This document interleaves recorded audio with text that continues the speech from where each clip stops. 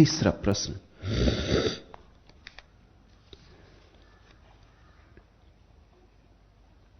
आपसे संबंधित होने के लिए क्या संन्यास अनिवार्य है? मैंने अभी संन्यास नहीं लिया है और न व्यक्तिगत रूप से आपसे मिला ही हूं, फिर भी आपके प्रति अजीब अनुभूतियों से भर जाता हूं। कभी रोता हूं और कभी आपको निहारता ही रह जाता हूं। प्रभु, ऐसा क्यों होता है और यह कि मैं क्या करूं? पहली बात, पूछा है आपसे संबंधित होने के लिए क्या संन्यास अनिवार्य है। यह ऐसे ही पूछना है जैसे कोई पूछे कि क्या आपसे संबंधित होने के लिए संबंधित होना अनिवार्य है। संन्यास तो केवल ढंग है, बहाना संबंधित होने का। यह तो एक उपाय है संबंधित होने का। किसी व्यक्ति का हाथ आप अपने हाथ में ले लेते हैं तो क्या हम पूछते हैं कि प्रेम प्रकट करने के लिए क्या हाथ में हाथ लेना अनिवार्य है? किसी को हम छाती से लगा लेते हैं तो क्या हम पूछते हैं कि क्या प्रेम के होने के लिए छाती से लगाना अनिवार्य है? अनिवार्य तो नहीं है। प्रेम तो बिना छाती से लगाए भी हो सकता है। लेकिन जब प्रेम हो तो बिना छाती से लगाए रह सकोगे? फिर से सुनो, प्रेम तो हाथ हाथ में पकड़े बिना भी हो सकता है, लेकिन जब प्रेम होगा तो हाथ हाथ में लिए बिना रह सकोगे? साथ साथ आते हैं, अभिव्यक्तियां हैं। जिससे तुम्हें प्रेम है उसके पास कुछ भेंट ले जाते हो, फूल ही सही, फूल नहीं तो फूल की पाखुरी ही सही। क्या प्रेम के लिए भेंट ले जाना अनिवार्य है? जरा भी नहीं। लेकिन जब प्रेम होता है तो देने का भाव होता है। संन्यास क्या है? संन्यास है इस बात की घोषणा कि मैं अपने को देने को तैयार हूं। संन्यास है इस बात की घोषणा कि आप मेरा हाथ अपने हाथ में ले लो। संन्यास है इस बात की घोषणा कि आप अगर हाथ मेरा अपने हाथ में लोगे तो मैं छुड़ाकर भागूंगा नहीं। संन्यास तो केवल एक भाव भंगिमा है और बड़ी बहुमूल्य। मैं आपके संग साथ हूं, आप भी मेरे संग साथ रहना, इस बात की एक आंतरिक अभिव्यक्ति है। पूछते हैं आपसे संबंधित होने के लिए क्या संन्यास अनिवार्य है? और जिसने पूछा है वो ज्यादा देर संन्यास से बच ना सकेंगे। पूछा ही इसीलिए है कि अब बात खड़ी हो गई है, प्राण अब मुश्किल खड़ी हो गई है। अब संन्यास लिए बिना रहा न जाएगा। चुनौती आ गई है, भय भी है, इसलिए प्रश्न उठा है। लेकिन जब जीवन में कभी कोई विधायक का जन्म होता है, जब कोई विधायक दिशा खुलती, तो फिर कितने ही भय हों, उनके बावजूद आदमी को जाना ही पड़ता है। पुकार तुमने सुन ली, इसलिए तो रो रहे हो, इसलिए तो निहार रहे हो। अब कब तक रोते रहोगे, कब तक निहारते रहोगे? द्वार खुले हैं, प्रवेश करो। अभी सन्यास नहीं लिया है और न व्यक्तिगत रूप से आपसे मिला ही हूं। शायद व्यक्तिगत रूप से मिलने में भी डर होगा, और संभल के मिलना कि आए कि मैंने सन्यास दिया। तुम छिपा ना सकोगे। प्रेम कहीं छिपा, तुम लाख उपाय करोगे, छिपा ना सकोगे। मेरे सामने आए कि मैं पहचान ही लूंगा कि यही हो तुम जो रो रहे थे, कि यही हो तुम जो निहार रहे थे। तो सोच के ही आना। वस्तुतः मेरे सामने तुम आते ही तब हो जब तुम्हारे जीवन में समर्पण की तैयारी हो गई, तुम छोड़ने को राजी हो, तुम नत होने को तैयार हो, तुम मेरे शून्य के साथ गठबंधन करने को तैयार हो। यह भी एक भांति का विवाह है।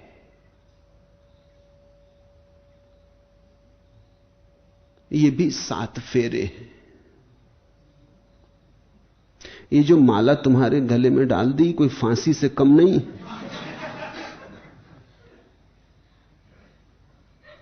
ये तुम्हें मिटाने का उपाय है।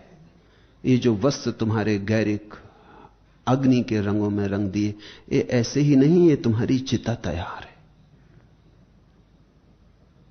तुम मिटोगे तो ही तुम्हारे भीतर परमात्मा का आविर्भाव होगा। संन्यास साहस है, अदम्य साहस है।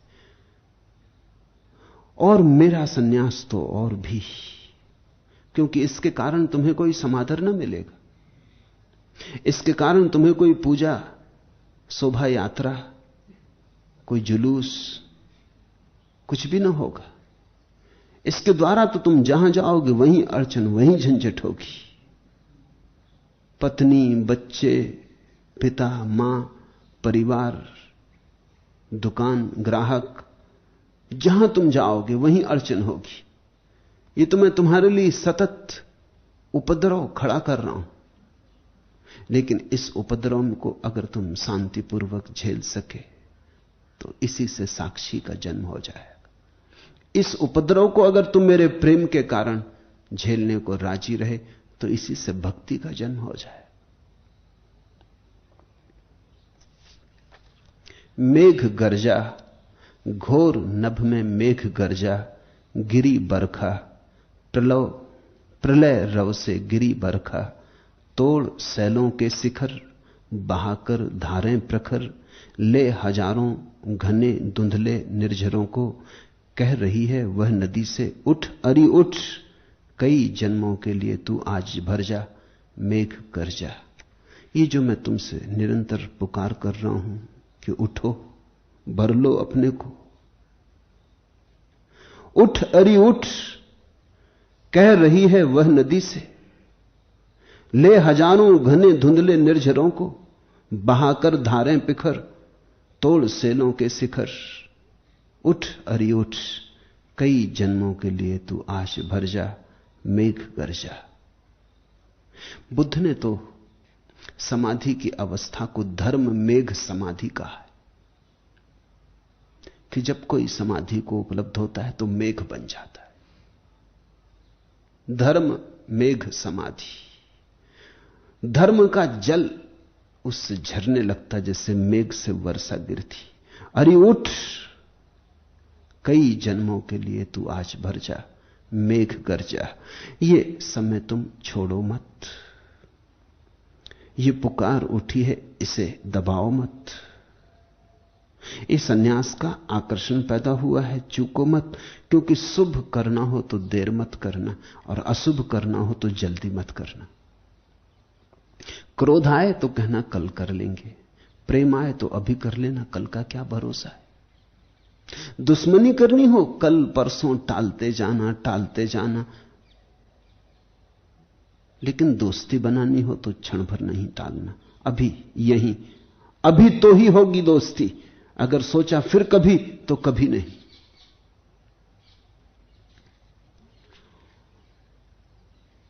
मैं भी तुमसे मिलने को आतुर हूं। मेघ जब बरसता पृथ्वी पर तो ऐसा मत सोचना कि पृथ्वी ही प्यासी है, मेघ भी आतुर है। पृथ्वी ही प्रसन्न नहीं होती जब जल की बूंदें उसके सूखे कंठ को गीला कर जाती, मेघ भी आनंदित होता।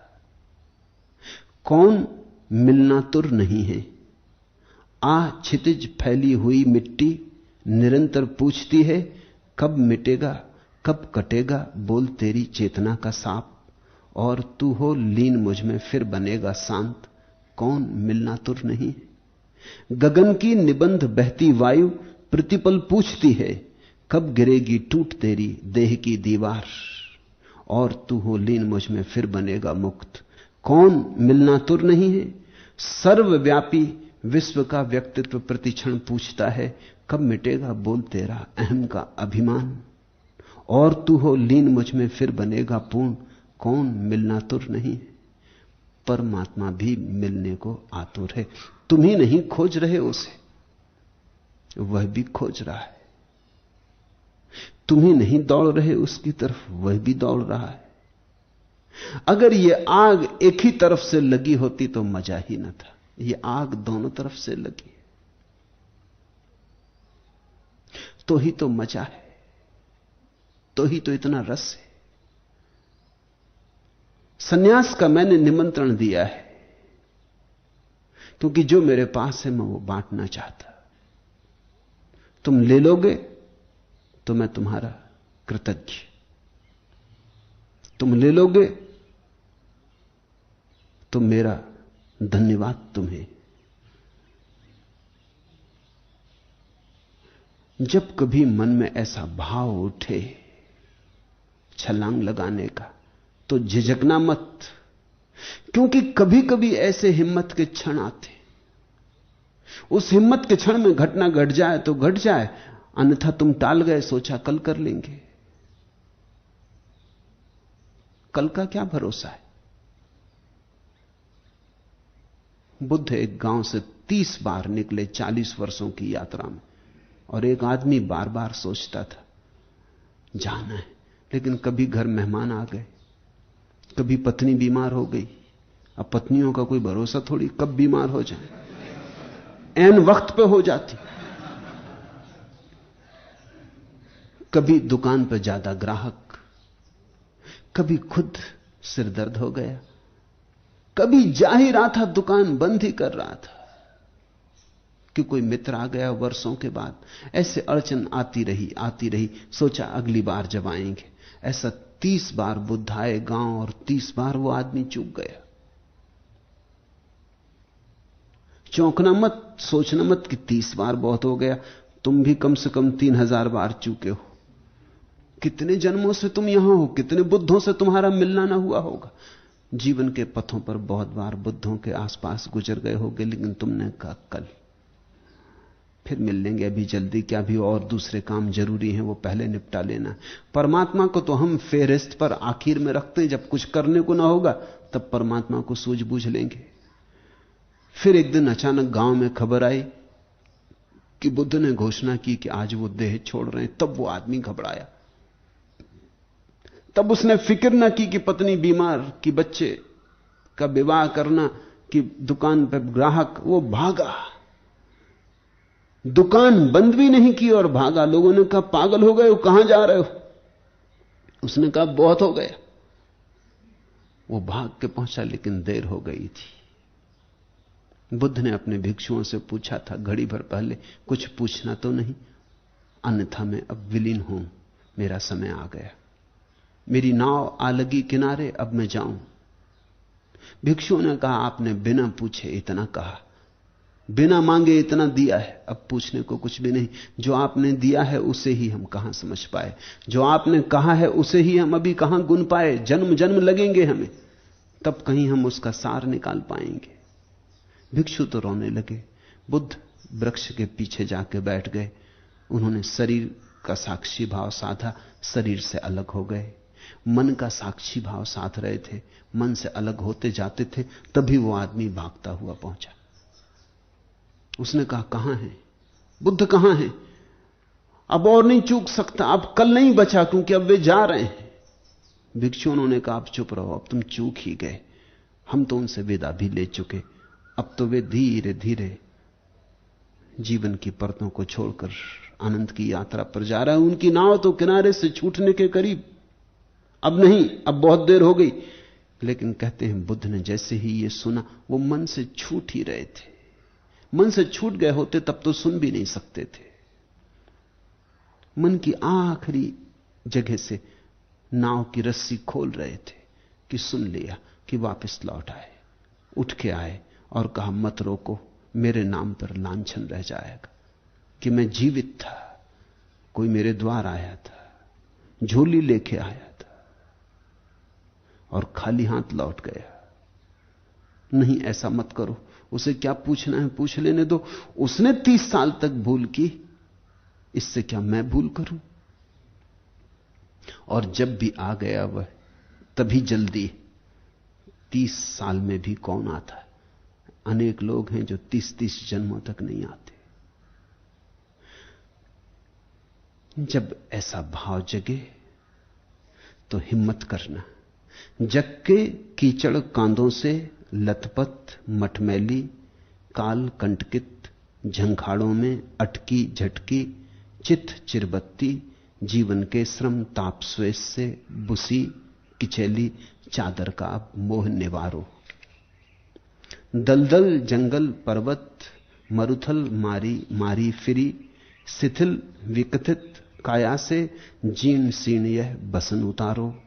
तारक सिकता कूलों में अविरत बहती शुभ्र गगन गंगा धारा में मल दल नहला नव निर्मल कल जलन थकनहर अपने तन पर वत्सलता करुणा अनुरंजित सतरंगा परिधान समारोह। सतह पर अस्तित्व का उत्थान किरणावली समुज्वल मोतियों की मुक्त कर बौछार कल कल गान सत्सत लहरियों के संग उमगित अंग तट को प्रथम छूने के लिए प्रतियोगिता अभियान। अब सब वह बिसारो अब लहर नत शीस तिमराच्छन्न अंतर सन्न अंग अंग सर्वथा निसंग निर्धन हर तरह से हार अपना रिक्त हस्त पसार अपने मूक नैनों से किनारा देख अंतिम बार पारावार से असहाय एकाकार भूलो लहर को प्रभु को पुकारो। जब आ जाए घड़ी मन जब राजी हो चूक मत जाना उस क्षण को।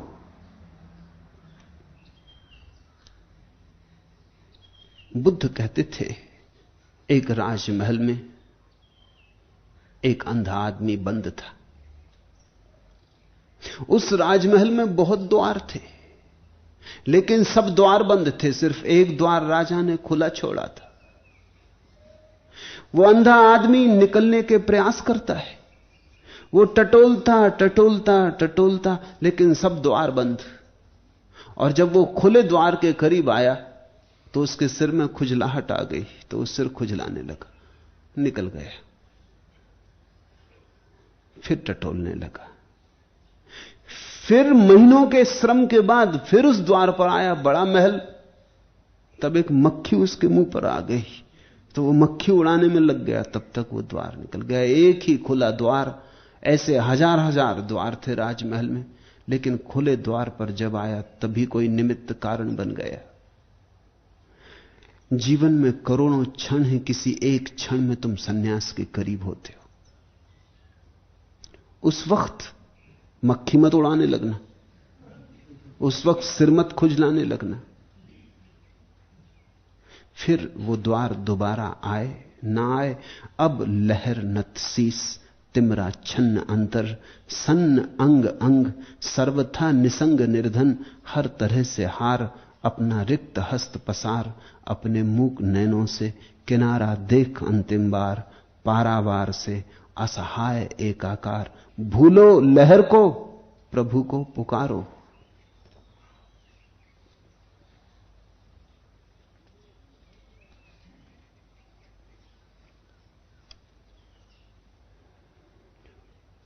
पूछा है, व्यक्तिगत रूप से आपसे अभी तक मिला नहीं, फिर भी आपके प्रति अजीब अनुभूतियों से भर जाता हूं। कभी रोता हूं, कभी आपको निहारता रह जाता हूं। शुभ लक्षण है, कहीं तालमेल बैठ रहा, कहीं तुम्हारी धारा मेरे धारा के साथ बहने के लिए तैयार हो रही। तुम राजी हो रहे पंख खोलकर उड़ने को, इसलिए नई नई अनुभूतियों का उन्मेष होगा। डर मत जाना, क्योंकि नए से बड़ा भय लगता। पुराने से तो हम परिचित होते, परिचित से भय नहीं लगता। परिचित से चाहे दुख मिले मगर भय नहीं लगता। इसलिए तो लोग इतने दुखी रहते फिर भी दुख को बदलते नहीं। दुख से परिचय हो जाता, संबंध जुड़ जाता। अगर अचानक सुख तुम्हारे द्वार पर आ जाए तो तुम मेरी मानो, पक्की मानो, तुम द्वार बंद कर लोगे। तुम कहोगे सुख, पहली तो बात होता ही नहीं सुख दुनिया में, दूसरी बात धोखा होगा, और तीसरी बात अब बामुश्किल तो दुख से राजी हो पाए, अब मत उखाड़ो, किसी तरह जम पाए, किसी तरह तो संबंध बन गया है। अब ये नया और झंझट कौन ले, फिर से कौन शुरुआत करे। लोग कारागृह में भी आदी हो जाते रहने के, फिर उन्हें बाहर अच्छा नहीं लगता। मैं मध्य प्रदेश में कुछ वर्षों तक था, तो वहां की सेंट्रल जेल में जाता था। गवर्नर मेरे एक मित्र थे, तो उन्होंने कहा कि आप बाहर के कैदियों को कब तक समझाएंगे, भीतर के कैदियों को भी समझाएं। मैंने कहा ठीक, मैं आऊंगा।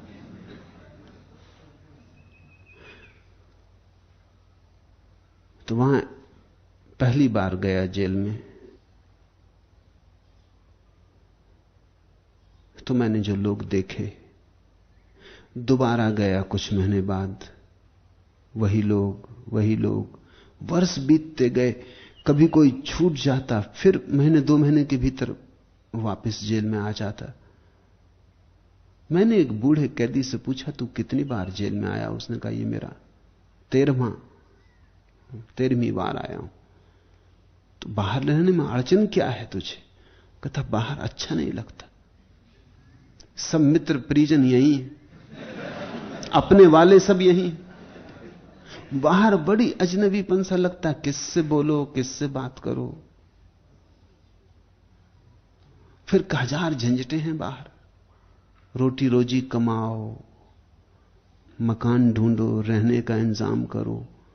यहां सब सुविधा है, न रोटी रोजी की फिक्र, न राशन लेने लाइन में खड़े होना पड़ता, न सुबह 4 बजे से पानी भरने के लिए नल पे खड़े रहो।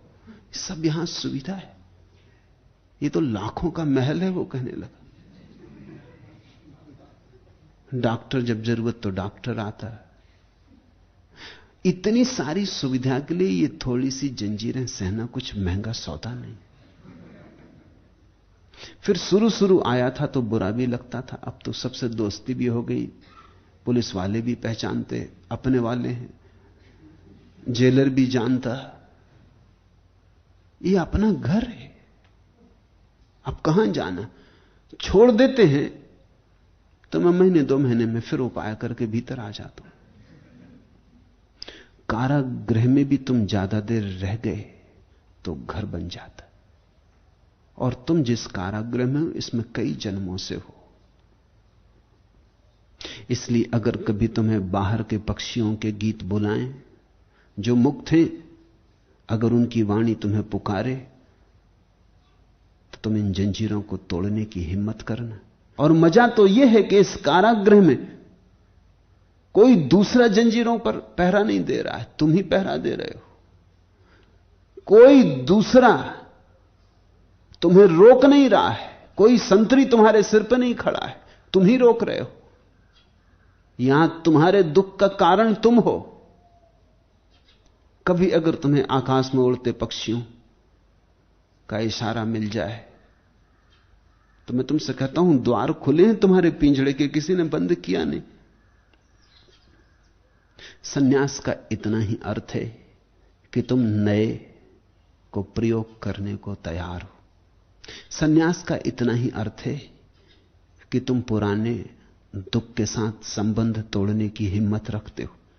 सन्यास का इतना ही अर्थ है कि तुम जीवन को एक नई शैली, एक नया परिधान देने को राजी हो, तुम एक प्रयोग करने को राजी हो। सन्यास साहस है। और तुम्हारे भीतर जो नई नई अनुभूतियों की तरंगें बह रही हैं, वे तरंगें खो ना जाएं, क्योंकि तरंगें आती हैं, अगर तुम उन तरंगों को जीवन में स्वीकार न करो तो खो जाती। तरंगें उठती हैं, अगर उन तरंगों के साथ तुम अपने जीवन को रूपांतरित ना करो तो तरंगें सदा नहीं उठेंगी, आएंगी, खो जाएंगी। धीरे धीरे हम तरंगों के भी आदी हो जाओगे। अगर तुम किसी मुक्त पुरुष की वाणी को बार बार सुनते रहो और कुछ ना करो तो धीरे धीरे तुम सुनने के आदी हो जाओगे, फिर चोट ना पड़ेगी, फिर तुम्हारे भीतर कोई हलन चलन ना होगा, आंख से आंसू ना बहेंगे। जो मित्र पूछे हैं, अभी नया नया संपर्क है, इस नए संपर्क में नई अनुभूतियां उठ रही हैं। इसके पहले कि ये अनुभूतियां अपना अर्थ खो दें, इसके पहले कि ये तरंगें जड़ हो जाएं, इसके पहले कि तुम इन तरंगों को भी धीरे धीरे स्वीकार कर लो और ये भी पुरानी पड़ जाएं, छलांग ले लेना। कभी रोता हूं, कभी आपको निहारता रह जाता हूं। रोना खबर है इस बात की कि संबंध हृदय से बन रहा है। बुद्धि से बने तो कभी रोना नहीं आता। बुद्धि से अगर संबंध बने तो व्यक्ति ज्यादा से ज्यादा सिर हिलाता है कि ठीक, या गलत तो सिर हिलाता है कि गलत, बस खोपड़ी थोड़ी सी हिलती। आंसुओं का कोई संबंध सिर से नहीं है, आंसू तुम्हारी खोपड़ी के भीतर से नहीं आते, आंखों से बहते हैं, आते हृदय से, आते अंतस्थल से। आंसू ज्यादा सार्थक है बजाय धारणाओं के, विचारों के, संप्रदायों के। आंसू ज्यादा सार्थक है। आंसू खबर दे रहे हैं इस बात की हृदय पर चोट पड़ी, कोई भीतर कब गया है। इसके पहले कि आंसू सूख जाएं, इसके पहले कि तुम्हारी आंखें सूख जाएं, कुछ करना। आंसुओं को शुभ संकेत मानो और उनके इशारे पे चलो। अगर तुम आंसुओं के इशारे पे चल सके, आंसुओं को तुमने अंगीकार किया, आंसुओं का इंगित समझा, उनकी भाषा पहचाने और कुछ तुमने किया, तो जल्दी ही तुम पाओगे आंसुओं के पीछे छिपी हुई एक अनूठी हंसी तुम्हारे पूरे जीवन पर फैल जाएगी। सन्यास मेरे लिए कोई उदास बात नहीं है। सन्यास तो हंसता फूलता आनंद मग्न जीवन का एक नया वितान, एक नया विकास है। तुम बंद हो, कुंद हो, छोटे हो, पड़े हो कारागृह में, शरीर के, मन के। सन्यास तो इस बात की खबर है, पूरा आकाश तुम्हारा, सब तुम्हारा। भोगो, जागो। ये जो रस बरस रहा है जगत में, ये तुम्हारा है, तुम्हारे लिए बरस रहा है। ये चांद तारे तुम्हारे लिए चलते, ये फूल तुम्हारे लिए खिलते। तुम इन्हें भोगो, तुम इस रस में डूबो। अगर प्रेम का मार्ग पकड़ो तो भोगो, अगर ज्ञान का मार्ग पकड़ो तो जागो। दोनों सही है, दोनों पहुंचा देते हैं। और मेरे सन्यासियों में दोनों तरह के सन्यासी। वस्तुतः मेरा सन्यास कोई संप्रदाय नहीं, सारे जगत के धर्मों से लोग आए। ऐसी घटना कभी पृथ्वी पर घटी नहीं। तुम ऐसा कोई स्थान न पा सकोगे जहां तुम्हें हिंदू मिल जाएं, मुसलमान मिल जाएं, ईसाई मिल जाएं, यहूदी मिल जाएं, बौद्ध मिल जाएं, जैन मिल जाएं, सिख मिल जाएं, पारसी मिल जाएं, और जहां आके सबने अपनी जीवन धारा को एक गंगा में डुबा लिया है, जहां कुछ भेद नहीं।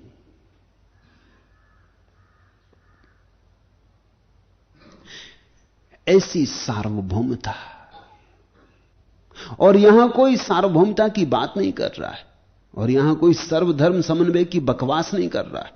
कोई समझा नहीं रहा है कि अल्लाह ईश्वर तेरे नाम रटो, अल्लाह ईश्वर तेरे नाम, कोई समझा नहीं रहा। इसकी कोई बात ही क्या उठानी, ये बात ही बेहूदी। जिस दिन तुमने कहा अल्लाह ईश्वर तेरे नाम, उस दिन तुमने मान ही लिया कि दो नाम विपरीत हैं, तुम मिलाने की राजनीति बिठा रहे हो। मान ही लिया कि भिन्न है। यहां कोई समझा नहीं रहा कि अल्लाह ईश्वर तेरे नाम। यहां तो अनजाने अनायास ये घटना घट रही। अल्लाह पुकारो तो, ईश्वर पुकारो तो, एक ही को तुम पुकार रहे हो, और इसकी कोई चेष्टा नहीं। चकित होते हैं लोग जब पहली दफा आते हैं, देख के हैरान हो जाते हैं कि मुसलमान भी गैरिक वस्त्रों में कृष्ण मोहम्मद को देखा, राधा मोहम्मद को देखा। एक सज्जन मुझसे आके बोले कि राधा हिंदू है कि मुसलमान? का क्या करना, राधा राधा है, हिंदू मुसलमान से क्या लेना देना। नहीं, उन्होंने कहा नाम से तो हिंदू लगती, लेकिन कृष्ण मोहम्मद के साथ जाते देखिए, वो कृष्ण मोहम्मद की पत्नी है। वो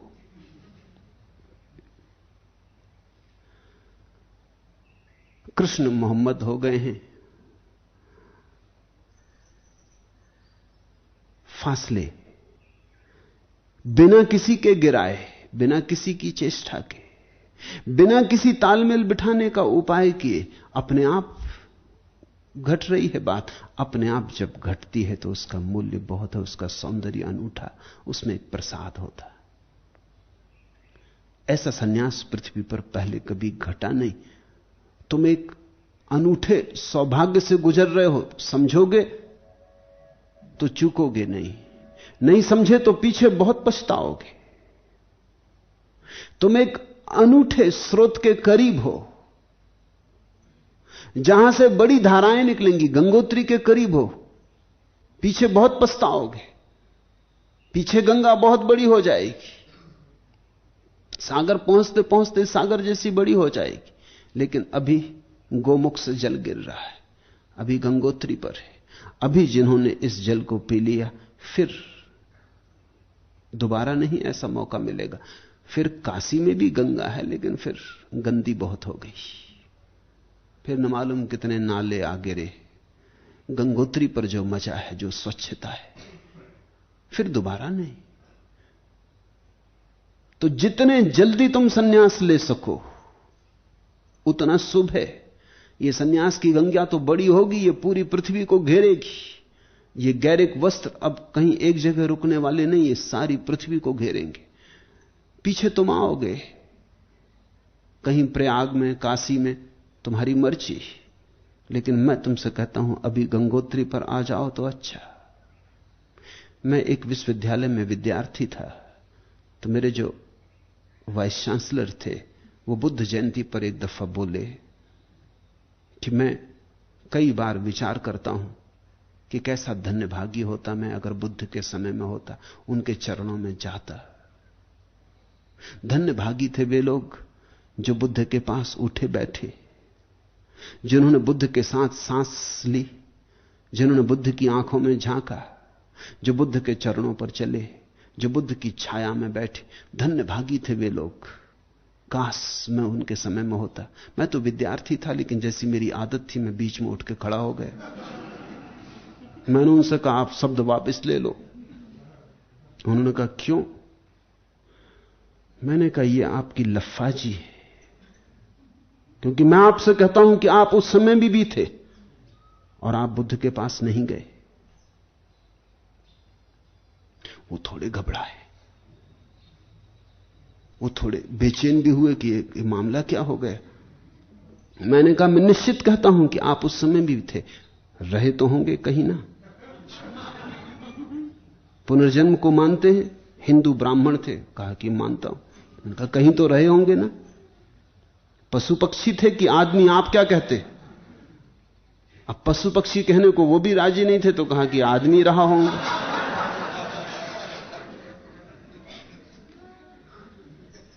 लेकिन तब आप बुद्ध के पास गए नहीं, क्योंकि गंगोत्री में गंगा दिखाई कहां पड़ती। तो गंगा तो तब दिखाई पड़ती जब बहुत बड़ी हो जाती, लेकिन तब स्रोत से बहुत दूर निकल जाते हैं। आज बुद्ध का इतना बड़ा नाम आपको दिखाई पड़ रहा है क्योंकि हजारों करोड़ों मूर्तियां हैं, करोड़ों मानने वाले, इसलिए आप प्रभावित। आप बुद्ध से प्रभावित नहीं, आप बुद्ध का ये जो बड़ा नाम है इससे प्रभावित। मैं आपसे कहता हूं कि आप इस जिंदगी में कभी किसी संत के पास गए? मैं उन्हें जानता था। संत वगैरह तो दूर, वो छाया ना संत की पड़ने दे।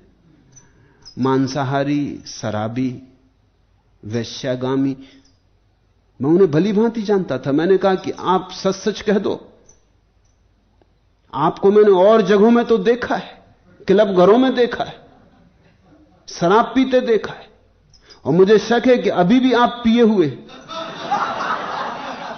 नहीं तो इतनी बात आप कह नहीं सकते थे। बेहोशी में कह रहे हैं कि बुद्ध के समय में अगर होता, धन्य भाग, ये नशे में कह रहे होंगे आप।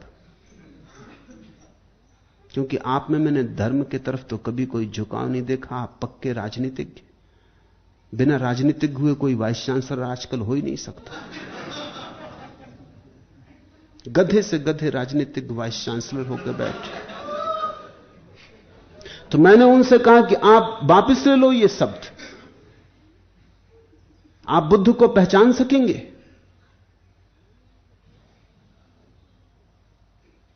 उन्हें कोई राह न सूझी। तो उन्होंने कहा कि बात तो समझ में आती कि शायद मैं ना गया होता अगर बुद्ध होते भी। शायद ये बात भी ठीक है कि उनका नाम ही अब इतना बड़ा है। पीछे मुझे बुलाया और कहा कि कुछ भी कहना हो तो एकांत में आके कह दिया करो, ऐसा बीच भीड़ में खड़े हो गए। मैंने कहा कि आप भी सोच समझ के, जब तक मैं इस विश्वविद्यालय में हूं, वक्तव्य सोच समझ के देना, क्योंकि वक्तव्य आप जब लोगों के सामने दे रहे हैं तो वहीं मुझे भी कुछ कहना पड़ेगा। अभी स्रोत के करीब हो तुम, ये स्रोत गंगा बनेगा। अभी गंगोत्री में शायद तुम पहचान भी ना पाओ, पीछे तुम पछताओगे। तो अगर ऐसी सौभाग्य की किरण तुम्हारे भीतर उठी हो कि भाव उठता हो कि डूब ले, मस्त हो ले, तो रुको मत। लाख भय हो, किनारे सरका के उतर जाओ। और भय मिटते ही हैं जब तुम उन्हें सरका के आगे बढ़ते हो, अन्यथा वे कभी मिटते नहीं।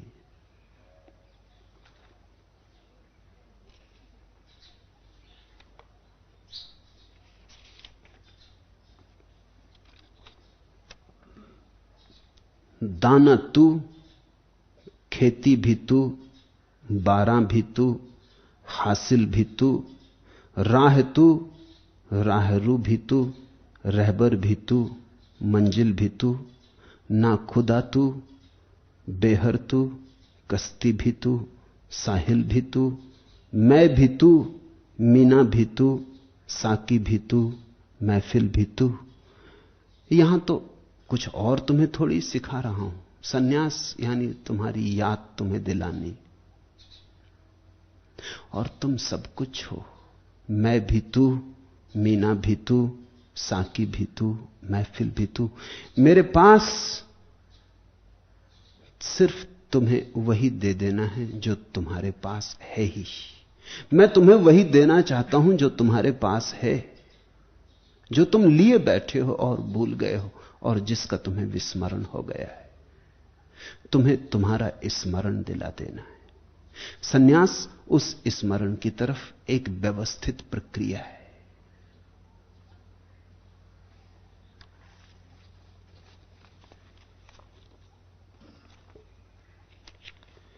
इस चक्की पर खाते चक्कर, मेरा तन मन जीवन जर्जर। हे कुंभकार, मेरी मिट्टी को और न अब हैरान करो, अब मत मेरा निर्माण करो। सन्यास इस बात की घोषणा है कि हे प्रभु, बहुत चक्कर हो गए इस चाक पर, इस चक्की पर खाते चक्कर, मेरा तन मन जीवन जर्जर।